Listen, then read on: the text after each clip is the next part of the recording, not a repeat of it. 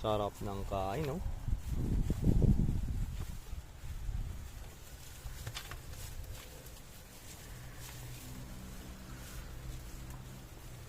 Yun, no? Sarap ng kain nila, oh.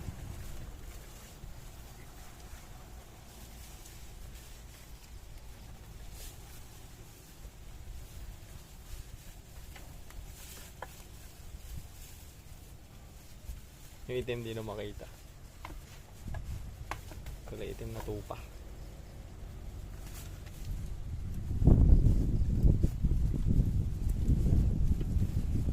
Mababait naman to mga tupa, hindi nanonood.